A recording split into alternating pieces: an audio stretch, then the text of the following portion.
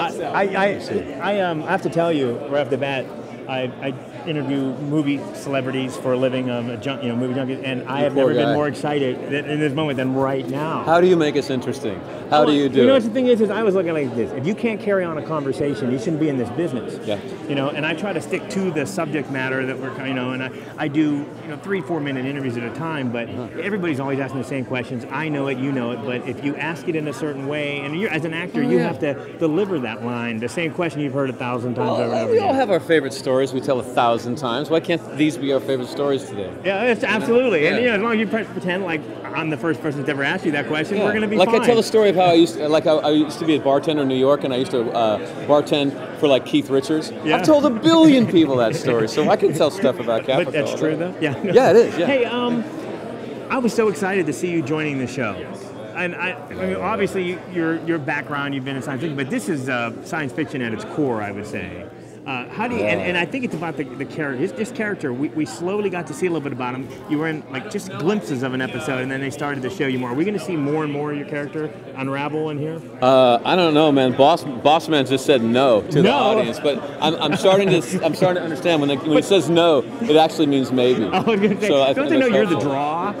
You're the big draw here. It's over like this. So I hope that I'm back because frankly, this is the kind of show that I love when I go to see a science fiction piece, whether it's movies or television or a book. I'm hoping for a ride like this, a really dark ride that has a lot of love in it anyway. Yeah. And like that Spielberg film AI. Yeah, of course. Yeah, or Blade Runner. Yeah. Or just how many films? There's so many difficult pieces that give you a lot to chew on and doesn't give you a lot of warm fuzzies, but end up being some of your favorite stuff. Right. Apocalypse Now, not science fiction, but my favorite film in the world and the darkest ride I can imagine. Yeah. And so I'm very excited. I think it's a very brave television series. Yeah, and your character, I mean, you in your past, you played evil, you played redemption evil, and here wacky neighbor. Exactly, you're just a bad guy. You're just a bad guy. Is that a little bit refreshing to have like that kind of I mean, there's been bad, but do you understand what I'm saying? Well, the thing is, I think that's a way to ask the question. No, that's actually a really good question. I think whether I'm playing a villain or a non-villain or whatever I'm doing, if you find the love in it, that's where the rocket fuel is, and that's when you can really take off. And what's really wonderful about Caprica is that they are focused on that too.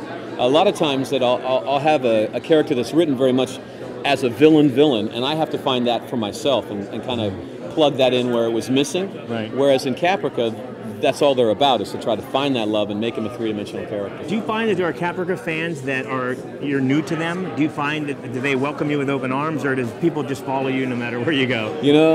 I film and then I go back to my house and I get abused by my kids. Oh, so I hope that people are reacting well to it. You don't stay online and take a look at what people are saying. No, man. When I first started a long time ago on Buffy and the internet was really kind of first starting out, I was at a friend's house and we went on the computer and he was like, "Dude, everyone loves you. Got to check it out." Yeah. And I went online and it felt so good. I mean, really, really good. And the next day I found a reason to go back over to his house because I didn't have a computer, and I found a reason to go back online, and in the middle of it, I realized, man, this is like a drug. Yeah. This is like drinking whiskey or something. You got to stop this because it feels too good. I stopped watching what people say about me a long time ago. Although, as much as I love Caprica and your character, I keep waiting. I said, there's got to be a way you can give him a guitar. Give this guy a guitar.